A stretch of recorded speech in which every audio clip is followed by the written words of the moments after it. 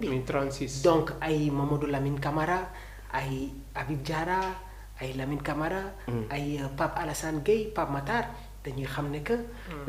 c'est eux qui vont devenir les cadres ñoom ñooy relève bi. léegi nag dañu war a jël exemple sur un joueur. muy kan Habib Diarra. pourquoi ñu war a jël exemple ci moom. waaw xoolal fi mu jógee. parce que Habib laataa muy ñëw ci tanière bi daf fi fekk ñoom Lamine Camara fekk fi ñoom Pape Matar Sarr te man Pape Matar sax match bi mu joué contre Brésil. moo ko xaw a noyé tuuti ak blessure bi ba pare tamit je sais pas qu'est-ce qui s'est passé parce que ñun duñu seetaan entraînement Tottenham. mais Thomas Frank dama jàpp ne que si benn côté tamit daf ko sacrifier parce que Pape Matar dafa nekkoon di def ay performances yu am solo. il faut oser le dire.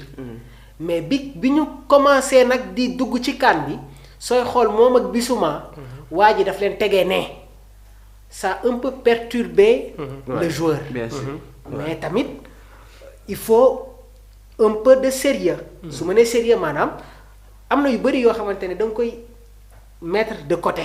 wala loo xamante ne warul fës trop. mais quand même si ci loolu man c'est mon constat man personnellement ba moo defoon Abdourahmane peut-être mun naa juum mais je vois que ne mentalement am na lu des un peu ci Pape Matar Sarr quoi. waaw mais c'est-à-dire aujourd'hui dafa am un encadrement.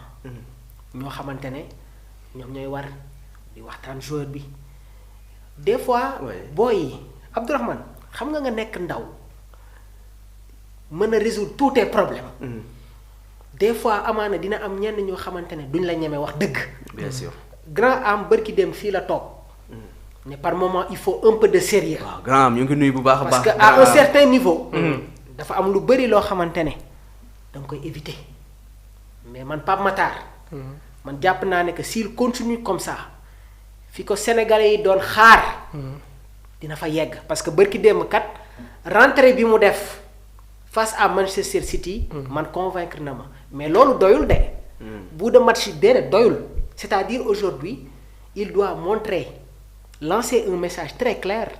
à son entraîneur Thomas Frank parce que si milieu de terrain Tottenham yëpp en part James Maddison. dama koy wax l'ancien milieu de terrain. de Leicester City milieu de terrain yi nekk foofu yëpp jàpp ma ne que amaana ñoom ñoo gën a technique. Pape Matar Sarr. concurrence am na fa am na Bentancur. Paligna Lucas Berval Argicré. Bissouma Conor Gallagher ñëw na mais ni Pape Matar di footballé wute na ak ñooñu seen style de jeu. et il faut savoir que Pape Matar c'est un milieu offensif. bi muy nekk génération foot FC Metz. loolu lañ ko doon gis muy football. avant Thomas Frank di ñëw seetaan nañu ay match Tottenham boo xamante ne Pape Matar se retrouvait quasiment comme sentinelle. ñëw di récupérer bal yi nekk dans l'orientation du jeu. après si la commencé di football comme relayeur. et soo leen di xool rôle bu muy jouer ak Tottenham xaw na wute tuuti ak rôle bu muy footballé ak fii en équipe nationale du Sénégal. mais dama ko yàgg wax fii. Pape Thiaw dafay bëgg a mettre les joueurs à l'aise maanaam daf leen di football loo ci position yi nga xamante ne jàpp na kat su leen fa tegee dinañu am déjà le repère. mais nag dina am changement de parce que nee naa leen entraîneur am tamit ñu ngi des fois on est en train de blâmer Pape Matar mais son entraîneur aussi par moment il a été fautif parce que Pape Matar faisait partie de ses plans et à l'approche de la Coupe d'Afrique des Nations moom ak Bissouma gis nga ne que sax daf leen doon teg ci banc bi. voilà parce que xamoon na ne que dina am durée boo xamante ne. su toppee joueur bi yaakaar ci moom ba CAN bi ñëw pour mu defaraat wala pour mu xool ku koy remplacer dina nekk problème donc si wàllu boobu tam il faut le dire. waaye nag du tere. dafa war a gën a liggéey. très bien Pape Matar. il me rappelle un peu Issa Ba. L'ancien numéro 10. Avec cette belle génération ñoom Diomansy Kamara. ñoom Rahman Bari. son toucher de balle me rappelle un peu Issa Ba. maa ngi koy nuyu au passage. mais aujourd'hui il n'a pas le choix nag. suñu waxantee dëgg rek. parce que Pape Matar jamono ji en équipe nationale du Sénégal qu'on le veuille ou non. wax naa ko sànq il y a une définition de la hiérarchie. te Idrissa Gana Gueye ak Pape Alassane Gueye ñoom ñoo nekk les certitudes. toogoon naa tamit fii ne leen. Si le Sénégal joue à 3 derrière, Pape Thiaw sera obligé de sacrifier un milieu de terrain parce que bu boobaa l'équipe va se retrouver avec 2 pivots dañuy am les pistons am ñetti attaquants ci kaw léegi nag si l'équipe joue avec un schéma 4-3-3 Gana sera toujours sentinelle Pape Alassane léegi kan mooy nekk ci kanam cela veut dire que dafa am une concurrence entre Lamine Camara Habib Diarra ak Pape Matar Sarr bu ñu fàtte ne tamit am na ay yeneen binationaux yi nga xamante ne ñi ngi si buntu bi di xaar donc dafa war a gën a yokk mbir bi comme ni ko gars yi di waxee dolli cere dolli ñeex mais Pape Matar su si nekkee rek avec sa palette technique ce qu'il vaut sa recette technique bi nga xamante ne am na ko c'est un excellent joueur loolu moom on n'en discute pas mais fenn rek muy par rapport ak Mamadou na wax noonu sànq muy par rapport ak son entraîneur moo tax c'est que ñun il ne faut pas blâmer l'entraîneur de Pape Matar Sarr man dama koy blâmer l'entraîneur son avenir dépend de ses résultats pas de Pape Matar Sarr encore moins de Yves Bissouma ou Thiavic Thiamanso keneen ak keneen l'entraîneur il est obligé de faire des résultats démb bu ko City gagné à domicile mënoon na sax perte beaucoup de points yoo xam ne mën nañu ko xëy sax dàq ko. tey jii Pape Matar Sarr c'est à lui de travailler l'entraîneur ses séances d'entraînement dans la semaine.